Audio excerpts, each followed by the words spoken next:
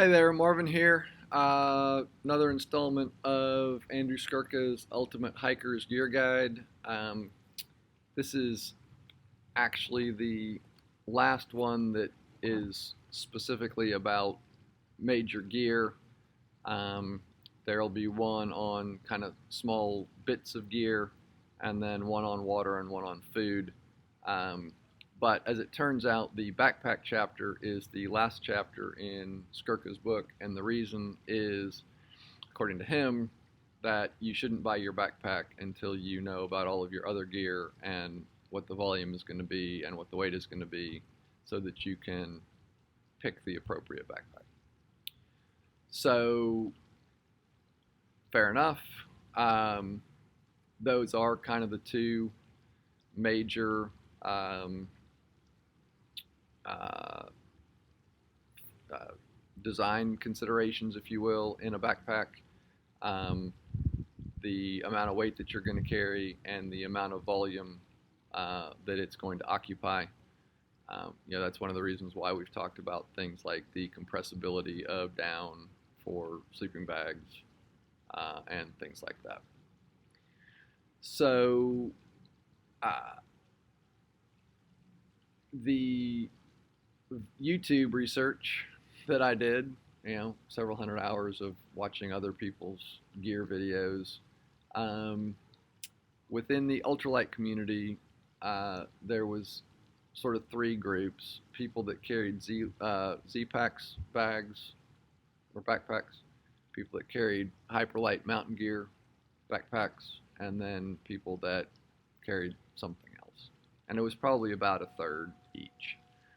Um, but before we kind of dive into that, just a word about backpacks. If you're an old fart like me and you started backpacking when you were a kid, you carried a framed backpack. And back then they were made primarily by, Kelty or JanSport or Lowe's, not the hardware store, the gear company.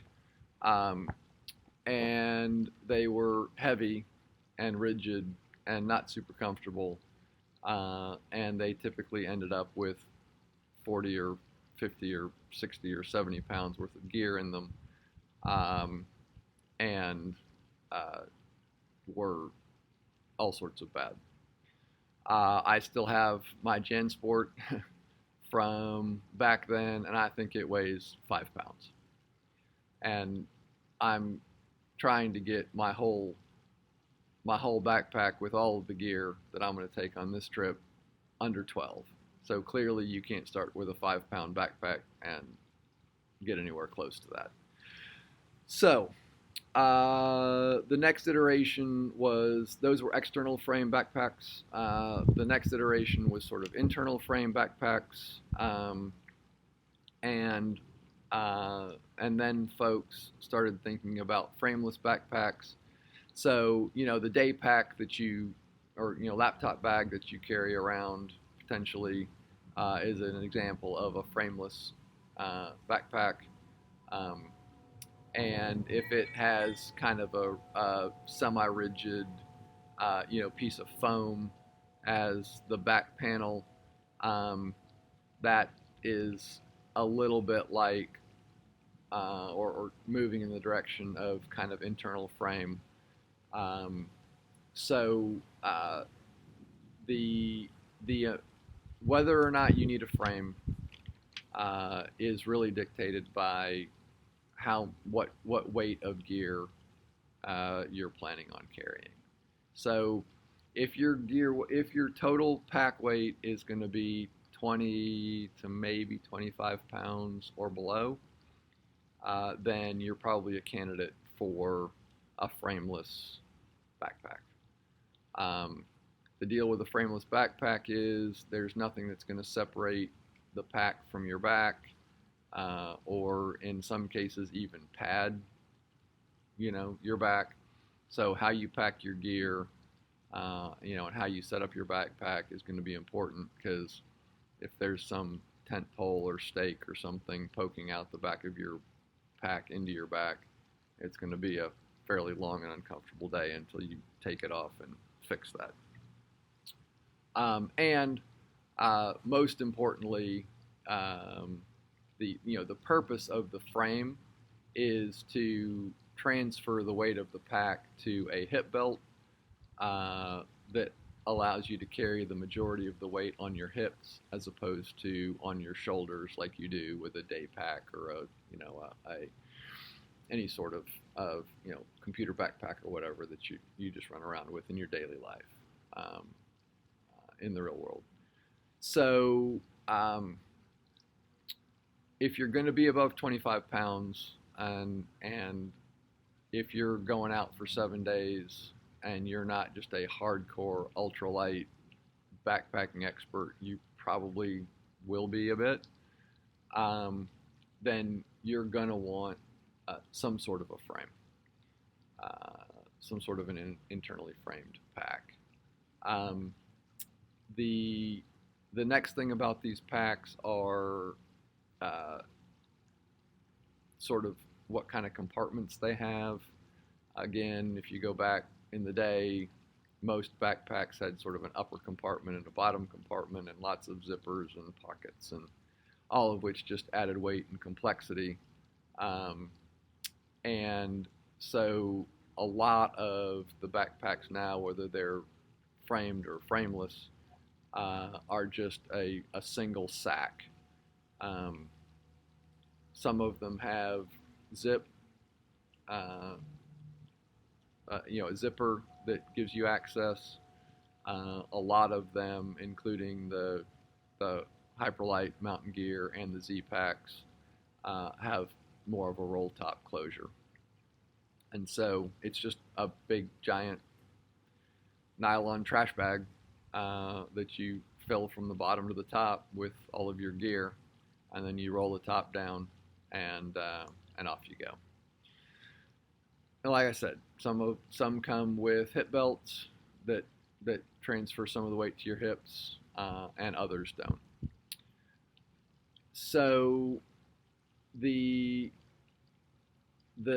materials back in the day were all some sort of nylon, kind of heavy duty nylon, Cordura nylon system that was, again, heavy, although extraordinarily durable. And you can still get nylon backpacks today.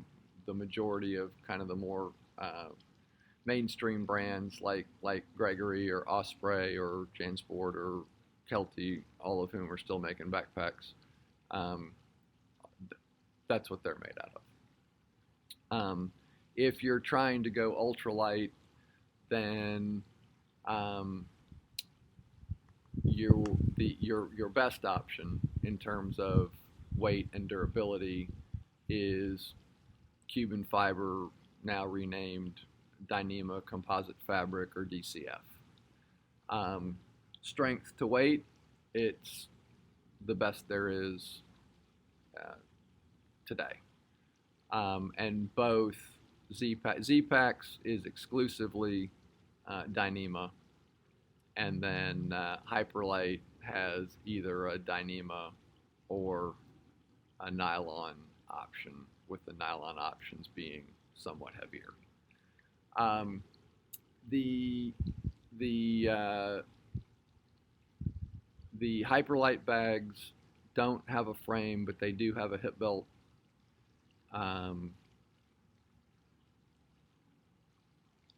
And a lot of people really like them. I personally opted for, but the max weight on those Hyperlites is about 30 pounds, according to the website. I personally opted for a Z-Packs with a frame, in a light internal frame. There were 3 reasons I made the decision. First, as it turned out, the pack was lighter than the Hyperlite, even with a frame. 2 was that there was a mesh. The frame actually separates the backpack from your back by about 1 inch, and there's some mesh, so you're going to get some airflow, which is going to help with heat regulation and sweat. Um, Take your backpack off and your back is super sweaty and it's gotten chilly, and that can that can be kind of a bad spiral for a little while till you get it under control. And I tend to run cold, and so I work hard to make sure that I stay warm, and being wet and being warm when it's cold don't really go together.